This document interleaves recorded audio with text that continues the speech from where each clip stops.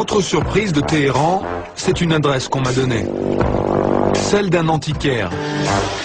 Je croyais qu'en Iran, lui et les siens vivaient cachés comme des Warhol ou des Vasarely. Eh bien non. Hello, bon monsieur. Comment ça va? Ça va bien? Ça va bien. Bonjour. Bonjour monsieur. Vive la France. Vive la France.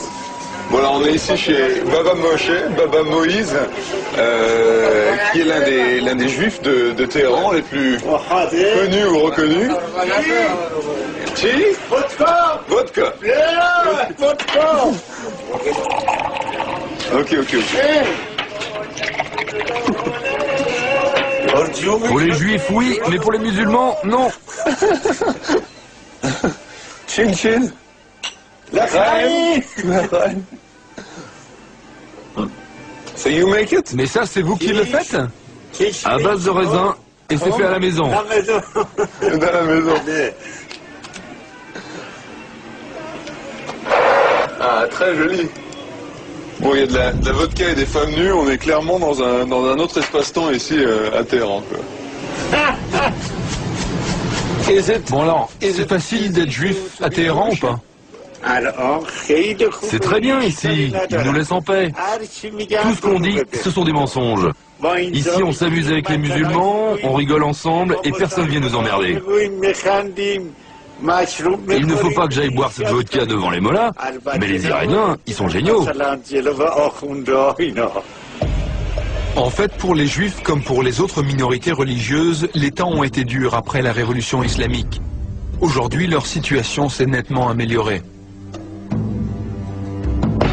Est-ce qu'il y a une synagogue ici à Téhéran? In Tehran? Il y a 25 synagogues juives. 25? Jewish here? Can I go to a... Je peux y aller moi ou pas? Maintenant je peux y aller. J'ai ma kippa.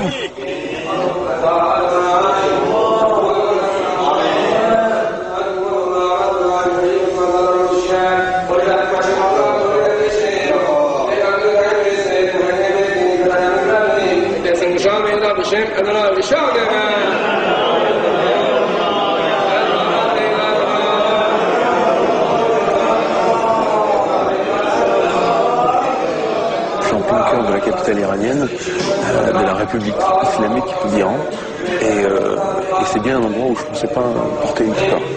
Et c'est absolument incroyable de se dire que dans un pays où le président appelle à la destruction d'Israël, il y aura une communauté juive. Je suis venu à l'invitation de Siamak Mercedeh, l'un des piliers de la communauté juive de Téhéran.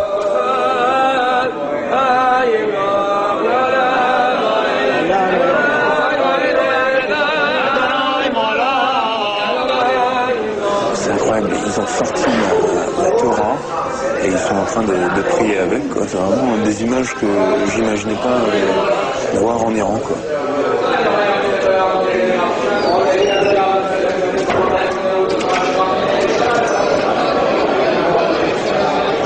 J'ai jamais cru que je rencontrerais un juif iranien.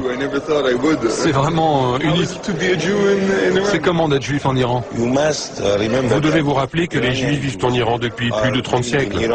Alors ce n'est pas un phénomène exceptionnel. En fait, ce sont souvent les médias qui racontent n'importe quoi. Nous sommes la plus grande communauté juive du Moyen-Orient après Israël, et c'est vrai qu'être une minorité religieuse dans un pays religieux, ça peut poser des problèmes. Mais ce ne sont pas des problèmes majeurs. Il y a des gens qui comparent les conditions des juifs ici à ceux des juifs en Allemagne avant la guerre. On ne peut pas la comparer. Parce qu'en Allemagne, ils devaient faire face à un régime fasciste et raciste. Le système iranien n'est pas un système fasciste. Il y a des conflits entre le gouvernement iranien et Israël, mais cela n'affecte pas la vie des juifs iraniens. Le gouvernement iranien, comme la population du pays, font une distinction claire entre sionisme et judaïsme. Donc les conflits politiques entre le gouvernement iranien et le sionisme n'affectent pas la vie quotidienne des juifs iraniens. Mais je trouve qu'il y a un peu un mélange entre la culture juive et la culture iranienne, non? Oui. Un syncrétisme. Tout à fait. C'est une combinaison entre nos deux cultures. C'est ce qu'on peut voir dans de nombreuses synagogues en Iran. Mercedes veut me montrer un autre temple de Téhéran. Le temple de la politique. Bienvenue au Parlement iranien. Ici, la Constitution garantit aux minorités ethniques et religieuses une représentation parlementaire. Et Mercedes est le député des 25 000 juifs d'Iran.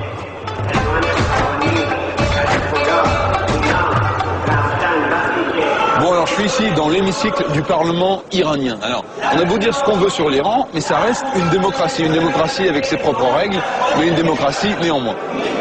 Et alors, ce qui est très intéressant, c'est que dans tout le Moyen-Orient, le seul autre pays qui est aussi une démocratie, avec ses propres règles, c'est Israël.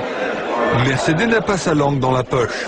Même si démocratie autoritaire oblige, il ne s'éloigne jamais du discours officiel. Mais alors, est-ce que l'Iran veut devenir une vraie puissance mondiale? Bon, l'Iran, c'est déjà une grande puissance dans la région. Personne ne peut faire quelque chose dans tout le Moyen-Orient sans tenir compte des intérêts du peuple et de la nation iranienne, c'est évident.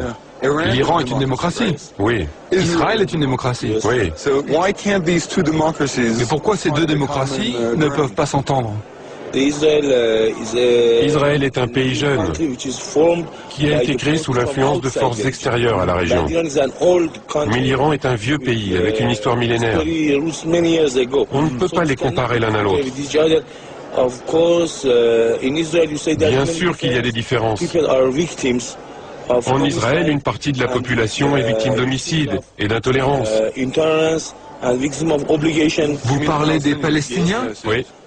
Je crois que c'est la première fois de ma vie que j'entends un juif critiquer Israël. Mais ce n'est pas la première fois. Il va vous falloir changer de point de vue. Plusieurs personnes dans la communauté juive critiquent Israël. Noam Chomsky, par exemple. Et d'autres, comme l'association progressiste des Juifs d'Europe, qui au départ a d'ailleurs été créée pour lutter contre le fascisme.